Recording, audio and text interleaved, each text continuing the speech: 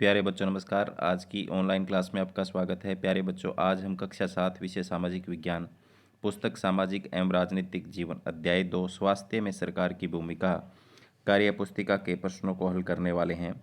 तो जो बच्चे चैनल पर नए हैं या जिन बच्चों ने अभी तक चैनल को सब्सक्राइब नहीं किया, सब्सक्राइब कर लें और अपने साथियों को शेयर जरूर कर दें। तो शुरू करते हैं आज की क्लास।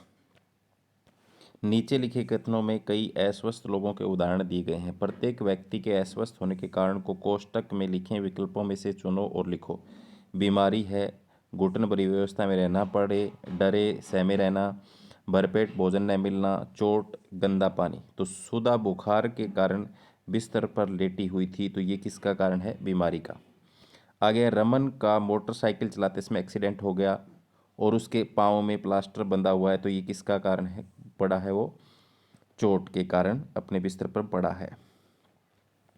आगे है जाड़सा गांव में न तो नल में पानी आता है और न ही कोई हैंडपंप है। पीने के पानी का एकमात्र स्रोत वहाँ का तालाब है जहाँ लोग और जानवर नहाते हैं और कपड़े धोते हैं, तो ये क्या है? गंदा पानी इसका कारण है। गरीबी के कारण दहकोरा गांव के आधे परिवारों के सदस्यों को 2 वक्त का खाना भी भरपेट नहीं मिलता, तो ये है भरपेट भोजन न मिलना इसका कारण है। एक कारखाने में काम के दौरान उत्पादन में बहुत धुआं निकलता है जो कारखानों में काम करने वाले लोगों को झेलना पड़ता है, तो उससे डरे सहमे रहना। आगे है सुनीता को दिन रात यही डर सताता रहता है कि वह परीक्षा में फेल हो जाएगी, तो डरे सहमे रहना इसका कारण। आंध्र प्रदेश के कई किसानों ने उधार ने भुगतान कर पाने के डर से आत्महत्या कर ली, तो घुटन भरी व्यवस्था में रहना पड़े इससे अच्छा उन्होंने आत्महत्या कर ली। अखबार में छांटो। पिछले 10-12 दिनों के अखबारों में से भारतीय हरियाणा के स्वास्थ्य सेवाओं में कमी के बारे में खबर छांटो। इस लेख में क्या क्या मुख्य बातें कही जा रही है? तो सिरसा के सरकारी अस्पताल में डॉक्टर की कमी है। अस्पताल में महिला डॉक्टर की कमी, जिससे बच्चे के जन्म पर यानी जन्म पर लोगों को मजबूरन प्राइवेट अस्पताल में ले जाना पड़ता है। आगे है इसी तरह एक लेख भी छांटो जो स्वास्थ्य क्षेत्र में उपलब्धियों को दर्शाता है। इस लेख में क्या मुख्य बातें कही है? सरकार की तरफ से स्वास्थ्य के लिए 1,80,000 से कम आय के लोगों के लिए आयुष्मान कार्ड जारी किए गए, जिसमें उसके परिवार के सदस्यों का निःशुल्क इलाज होगा, तो ये स्वास्थ्य के क्षेत्र में सरकार की उपलब्धि है। नीचे बनी तालिका में सिरसा जिले की जनसंख्या और इधर उधर पाई जाने वाली सार्वजनिक और निजी स्वास्थ्य केंद्रों की संख्या दी गई है।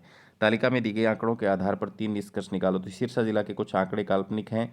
जनसंख्या है यहाँ पर 4,50,000 ग्रामीण और 1,50,000 शहरी। सार्वजनिक स्वास्थ्य केंद्रों की संख्या 300 है, यहाँ पर 100 है। निजी स्वास्थ्य केंद्रों की संख्या यहाँ 20 है, यहाँ 80 है। तो ये अनुपात तो सही है इनका भी। 1.5 लाख के पीछे 100 अस्पताल हैं सार्वजनिक, तो यहाँ पर 15×45 यानी 300 हो गए।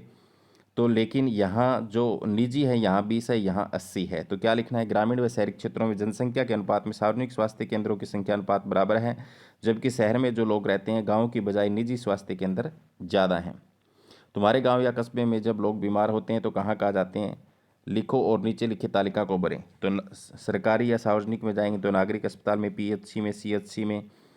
निजी में जाएंगे तो निजी अस्पताल, निजी दवाखाना के अंदर जाते हैं। तुम्हारे गांव कस्बे में किस तरह की बीमारियां ज़्यादा फैलती है? क्या ये बीमारियां किसी विशेष मौसम में ज़्यादा होती है? अपने शिक्षक या परिवार के सदस्य से इन बीमारियों की चर्चा के कारण पूछो और लिखो। हाँ, वर्षा ऋतु में ये बीमारियां जैसे मलेरिया, डेंगू ज़्यादा फैलता है, क्योंकि इस समय जगह जगह पानी खड़ा हो जाता है तो उसमें मच्छर पनपने लगते हैं। भारत के लिए सार्वजनिक स्वास्थ्य सेवाएं क्यों जरूरी है? क्योंकि सरकार का दायित्व है कि लोगों को स्वास्थ्य अच्छा हो, उनको स्वास्थ्य सेवा प्रदान करना उनका दायित्व है। तुम्हारे आसपास स्थित स्वास्थ्य केंद्रों में क्या क्या सुविधाएं उपलब्ध हैं? लिखो। तो प्राथमिक स्वास्थ्य केंद्र में एक महिला डॉक्टर है, जिससे प्रसव के लिए महिलाओं को बाहर नहीं जाना पड़ता। गर्भवती महिलाओं की समय समय पर जांच की जाती है। टीकाकरण नियमित रूप से होता है। एक अच्छा स्वास्थ्य केंद्र होना चाहिए, इस विषय पर 7 से 10 पंक्ति। डॉक्टरों की संख्या पूरी होनी चाहिए, उसमें बिजली पानी व साफ सफाई की पूरी व्यवस्था हो, बेड व बिस्तर का प्रबंध अच्छे से हो, एम्बुलेंस की सुविधा भी हो, स्वास्थ्य जांच की सभी तरह की लैब व मशीनें उपलब्ध हो, वो एक अच्छा स्वास्थ्य केंद्र होता है। आगे नीचे लिखे कथनों को सही या गलत बताओ। सार्वजनिक स्वास्थ्य केंद्रों में एक मरीज को ज़्यादा पैसा खर्च करने की जरूरत होती है क्या? सार्वजनिक में ज़्यादा पैसा खर्च करने की जरूरत नहीं होती, तो ये होती लिख रखा है तो नहीं होती आना चाहिए, गलत है। भारत सरकार का यह कर्तव्य कि अपने देश में बस रहे प्रत्येक व्यक्ति के लिए आवश्यक स्वास्थ्य सेवाओं की व्यवस्था करे, ये सही है। सार्वजनिक स्वास्थ्य केंद्रों का काम दोनों मरीजों का इलाज करना और बीमारियों को रोकथाम के लिए अभियान चलाना, तो ये भी सही है। दोनों काम करते हैं सार्वजनिक स्वास्थ्य केंद्र, इलाज भी करते हैं और रोकथाम के लिए अभियान भी चलाते हैं। सार्वजनिक स्वास्थ्य सेवाओं को बेहतर करने के लिए सरकार को स्वास्थ्य पर और पैसा खर्च करने की ज़रूरत नहीं है। तो ज़रूरत है स्वास्थ्य को और बेहतर बनाने के लिए, तो ये गलत दिया हुआ है। अगर किसी व्यक्ति को सरकारी स्वास्थ्य सेवा केंद्र देने से मना करता है तो वह उस व्यक्ति उसके बारे में कुछ नहीं कर सकता है उपरोक्त अधिकारियों से या सरकार से शिकायत कर सकता है। तो हमारे पाठ में केरल और कोस्टरिका के स्वास्थ्य पर खर्च बढ़ाने के तरीके दिए गए हैं। तुम किस तरीके से सहमत हो? कोस्टरिका के मध्य अमेरिका का सबसे स्वस्थ देश माना जाता है। कोस्टारिका की सरकार मानती है कि देश के विकास के लिए देश का स्वस्थ होना जरूरी है, इसलिए अपने देशवासियों के स्वास्थ्य पर बहुत ध्यान देती है। मैं केरल और कोस्टारिका की सरकार से सहमत हूँ क्योंकि देश के विकास में स्वास्थ्य व शिक्षा का बेहतर होना जरूरी है। तो ये था अध्याय स्वास्थ्य में सरकार की भूमिका, जो आज हमने हल किया। उम्मीद करता हूँ कि आपको समझ में आया होगा। जो बच्चे चैनल पर नए हैं, एक बार फिर से कह रहा हूँ, सब्सक्राइब कर लें और अपने साथियों को शेयर कर दें और नोटिफिकेशन बेल को ऑन कर लें ताकि आपको सबसे पहले नोटिफिकेशन जो है वो मिल सके वीडियोज़ का। धन्यवाद।